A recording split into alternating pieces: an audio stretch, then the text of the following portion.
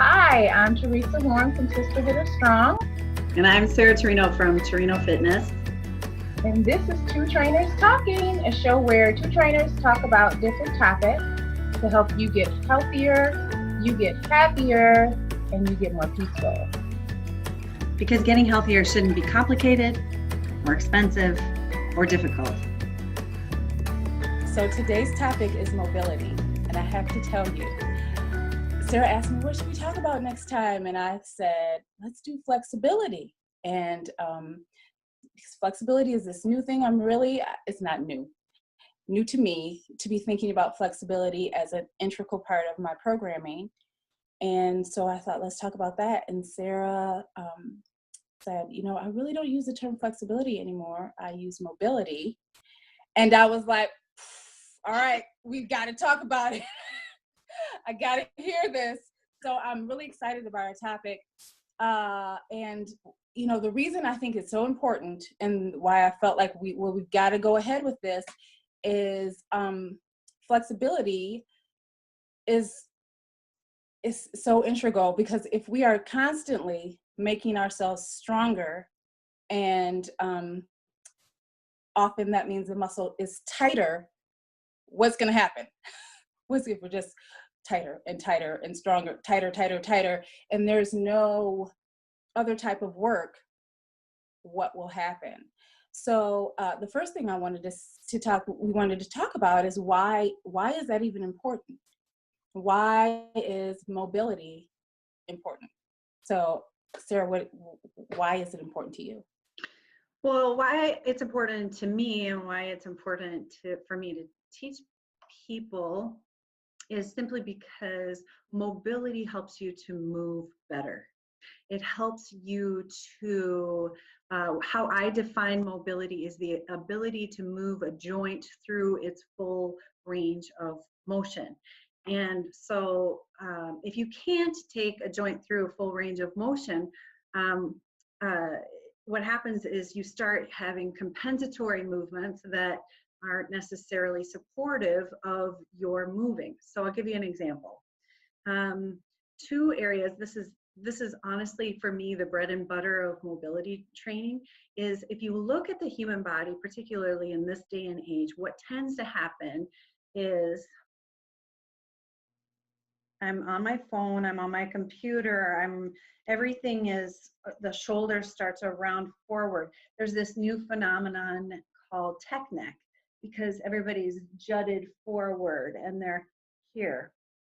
So now let's say, hi client, how are you? Let's take a barbell and put it up overhead, or let's start lifting, and you're adding all this load and weight onto a jutted forward head and a tight chest and potentially lack of range of motion in your shoulders. Where are you going to take all that movement? If you try to pull something overhead, you're going to take it right into your low back. So that's why, and that's just one. Another one we can talk about later is the really tight hip flexors, because we sit all the time. And what happens is when you sit all the time, then you stand up, then your back starts to get contracted, and your brain thinks that that is completely normal for your lower back. The muscles of your low back start to shorten, and your whole pelvis tilts forward. And then we have this chronic, why does everybody have low back pain? That's why we have low back pain, because we sit all the time. Yeah. So this is me going on my rant. So the reason why I feel like it's so important is, number one, it helps you move better. Number two, it just helps you feel better in the world. And three, it helps you to age well. Those are my top three reasons why I think flexibility should be a part of any person's training. Right. Yeah. And you brought up that the hip flexors, and this is a perfect example again of that flexibility versus mobility. Flexible, a lot of flexibility is what we think this stretching. I have, you have clients who are like, my hip flexors they're tight. I'm tight, and I can't stretch them, right? So stretching them really isn't what you need. Is you need to work that out. right? You know, you need to make them more mobile, which is not just hip flexors, but making mobile everything around there, you know, your hamstrings and your glutes. And so it's like, I felt as I started, because I was like, okay, find the definition of flexibility, that's being flexed, which is, you know, one way. But mobility, like you said, is that whole range of motion, which is bigger, you know, it's a bigger picture than just flexing. You know, like I think of flexion, where, you know, you just range of motion, that whole range of motion. So excited, and then I do think it's a great topic, and we're nerding out a little bit. So let's talk about what people care about. Yeah, that's nice, trainers, but how does that affect me? So in my practice, personal body, that's what I was noticing. I was seeing in myself tightness, things I used to be able to do as I got stronger. I was like, I can't, you know, I don't have the same range of motion in my ankles. Well, you know, what's up with that? You know, I'm doing these things that should be. So for me, I have just started working on my own yoga practice, within myself yoga practice, not a business yoga practice. And actually, one of the things I did this weekend was took a yoga certification, because I want to build, not because I want to be a yogi, but I want to be able to really understand more, working on mobility as a whole practice for myself. So working on just different movements that are really mimicking how we first learn to move. A lot of movements that are like primal, we're born with. We're working on that first year of birth, you know, crawling and just, you know, some contralateral movements. That's what I have been doing. And my journey is just beginning. And Sarah, I know you've been doing this work a lot longer. So what is your personal practice for mobility like? So because I approach mobility from a little bit of a different standpoint than we have in Western culture been taught. And the reason why I just want to be really clear about that is, particularly of my generation, what you probably have been taught about mobility is stretch, you know, take that stretch and really lengthen the muscles. And actually what ends up happening when you do that is when you stretch kind of beyond your natural length to gain more mobility, what ends up happening is we trigger a stretch reflex. The brain's like, not safe, and it kind of shuts that down. It shuts the idea of lengthening that area down. And so when I practice gently, and I practice carefully, and I practice regularly. So that's how I practice. I practice softly. I don't force, because that's not going to get me any gains. It might get me a gain or two for like 24 hours or so, and then boop, it goes right back in. Have you noticed that ever? Like, you'll do these nice long lengthening things, and boop, you know, within 24 hours, whatever gains you may have gotten from the massage therapist, you know, they're hard to hold because you've forced. And I move slowly and I move gently and carefully, because I want to keep my brain constantly saying to the muscles that I'm working on mobility with, it's safe, you're safe, it's okay, you can give me a little bit more and a little bit more and a little bit more, and regularity. I want to keep that neural pathway smooth and fluid between neuromuscular, between brain and muscle. So I want to practice. So I'm on my mat almost every day working on that stuff. That's good. That's How about you? What do you do? So I'm just building, but that is basically what I'm working on, mobility movements, and all the time. So I think the way I'm setting up my practice is to do like more concentrated things one day, and then every day do smaller times of practice. I guess that's that, you know, one day where I'm really like, okay, I'm going to spend a more significant it's an hour of time really working on mobility movements and seeing where I am and kind of gauging, this is definitely an area where I need to work, and this is, still kind of this is kind of how I'm working through it. This is still holding, it's good. And then every day, like a smaller, fraction of time, I'll spend a little work on kind of like maintenance. So this weekend, we were talking about rolling out foam rolling. And the presenter said, if you think about when you go to the dentist, the dentist does, a lot of work in your mouth, and then that's the dentist. And then when you go home, you brush daily, you brush. So when next time you go to the dentist, they're not like, whoa, what's going on here? Like, have you done any work since the last time? So if you think about, and he said, so you think about, you go to a masseuse, you get a massage, and they work out things and they do this work for you, and then you go home and you roll, and that should be like a daily practice. So that's kind of how I'm framing, I work on like a more complete system, once a week, and then like on maintenance every day. But that's new. Yeah. And I bet are you enjoying that rolling? Oh my gosh. It was some loud rolling. I was just like, sweat. So, oh my God. I was like, why am I sweating?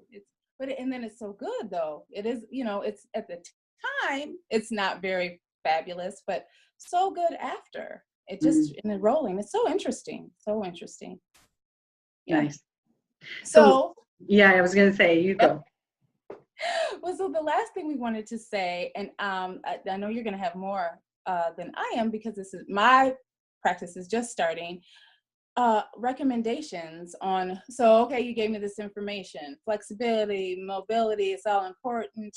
And you talked about it a little bit, is how important it is as we age. So a lot of the work I'm doing now with clients they're older, and they have balance issues, right? And so, and it's it is the result of not being mobile, so of, doing this for such a long time, your body doesn't really want to be this way. So you're off balance. So what can we do as individuals to not get that way? What are your recommendations? We've talked about mobility, so now what can we tell people to do? Okay. I would say, with regard to playing with your mobility, I would, first of all, before you even start to move, I would say keep 4 things in mind. And the first thing is to move dynamically before holding. So before you go into a side stretch, how does it feel to ease your way into that movement, and then find 70%. Find what 70% looks like in that side bend. And a way to feel that is, can you breathe a nice inhale and an exhale? Can you breathe freely once you get into, after dynamically moving into that holding movement that you want to play with? And if you can't breathe, and you know what I'm talking about, if you've gone too far and you're like, then you know that you've gone too far, and to back off, because you want to be able to breathe freely. Let your breath guide you. And the third thing I would say is, again, completely counter to what we've been taught, is, so let's say you've got a really tight left side body, right? You've got a little bit of hitch in your get up. All of what we've been taught is to move away from it, right? To move away, to lengthen it. And what I would say, and what we've been taught through Soma Yoga, which is my training, is before you go there, go into it first. And then consciously be super present in the movement of lengthening. tease it out instead of forcing it out. Tease out the mobility, and sense and feel and be really present in the lengthening of the movement. And that will get you more. I would say get you more. So those would be the 4 things that I would do once you start playing with mobility. Yeah. How about you? What would you do? Well, I think I would seek out a professional, right? So if you are working with a personal trainer, or you're thinking about working with a personal trainer, you want to be sure that they are conscious of, mobility work, that will be a part of your overall plan, that it will, it will always be there. So you'll always have a little bit of mobility work built into your program. Most trainers are taught before you strengthen to straighten. So most of us will look at your body and see the places that need some straightening before you start adding load, because adding load on top of a structure that's not straight can be hazardous. It can cause injury. It's really about listening to your body. When you did this, I was like in the breath and just being present in what you decide to do. And your body has a lot of wisdom, trying to tell you lots of things. So as we enter whatever we decide to do, to try to listen to our bodies and say, okay, what are you trying to tell me? When I do this, it hurts with your body. What are you trying to tell me? And if you can't figure it out, asking those questions and getting help with somebody who will help you figure out what your body is trying to tell you. Because if we listen, our bodies have the most wisdom. Your body's gonna tell you, but we have to figure it out and listen. So, hey, how about that? I think that is like the most important. Absolutely. So if you walk away from this, I would say that if you hear anything out of this, know that from our perspectives, mobility training is something for you to consider, and it's something for you to consider, consider and do whatever modality serves. If it means hiring a trainer and having them help you find a way to move better, great. If it means going to a stretching class or a yoga class, great. Whatever serves you, but definitely just keep it slow, keep it small, keep it mindful, and keep breathing. Be able to breathe throughout it. Yeah, that's absolutely true. Yeah, keep breathing, keep listening. Yeah. Well, thank you, everybody. Thank you all for joining Theresa and I today. Theresa, it's always lovely to see you. Thank you. Everybody keep an eye out for more T3 episodes. And if there's something you want us to talk about, send us a message, because we'd love to answer questions. All right. Thanks, everybody. Bye-bye. Bye.